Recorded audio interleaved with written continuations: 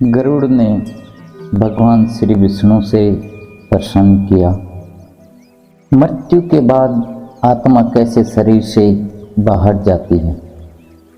कौन प्रेत का शरीर प्राप्त करता है? क्या भगवान के भक्त प्रेत योनि में प्रवेश करते हैं? भगवान विष्णु ने गरुड़ को उत्तर दिया, मृत्यु के बाद आत्मा निम्न मार्गों से शरीर से बाहर निकलती है। आँख, नाक या त्वचा पर स्थित तंत्रों से। ज्ञानियों की आत्मा मस्तिष्क के ऊपरी हिस्से से बाहर निकलती है। पापियों की आत्मा उसके गुदा द्वार से बाहर निकलती है। ऐसा पाया गया है कि कई लोग मृत्यु के समय मल त्याग करते हैं। यह आत्मा को शरीर से बाहर निकलने के मार्ग हैं। शरीर को त्यागने के बाद सूक्ष्म शरीर घर के अंदर कई दिनों तक रहता है। अग्नि में 3 दिनों तक, घर में स्थित जल में 3 दिनों तक।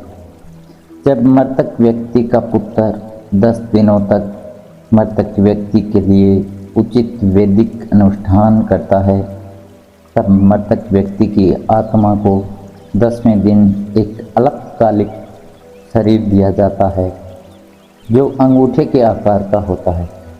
इस अल्पकालिक शरीर के रूप में वह आत्मा 10वें दिन यमलोक के लिए प्रस्थान करती है।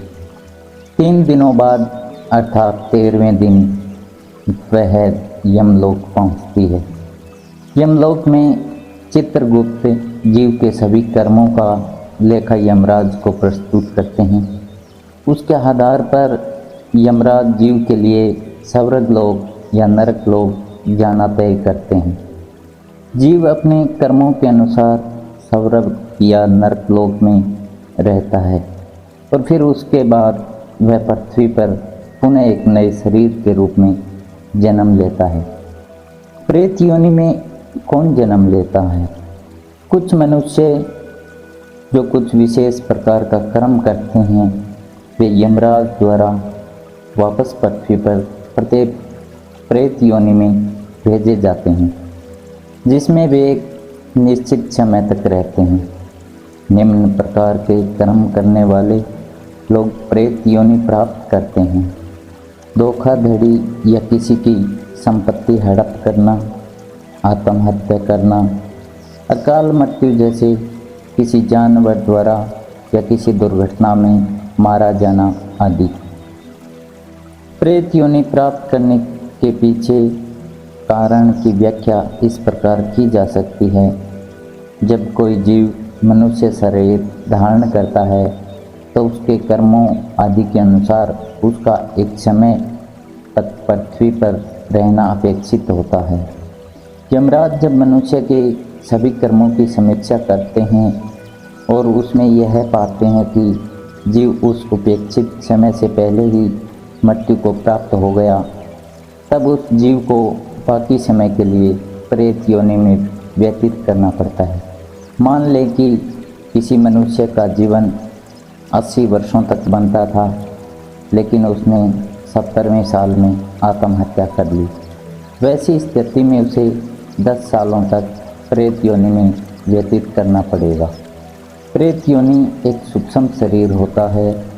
प्रेत योनि में निवास करते समय मनुष्य की सभी इच्छाएं वैसी होती है जैसा उसका मनुष्य शरीर में था। यहाँ तक कि भोजन आदि की इच्छाएं भी वैसी होती है। प्रेत योनि में वह सभी कुछ करना चाहता है लेकिन कर नहीं पाता, क्योंकि उसके पास भौतिक शरीर नहीं होता। इसीलिए अगर मनुष्य के रूप में उसकी कई इच्छाएं अपूर्ण रह गई हों तो प्रेत योनि में उस मनुष्य को अपनी इच्छाएं पूरी नहीं होने की पीड़ा झेलनी पड़ती है।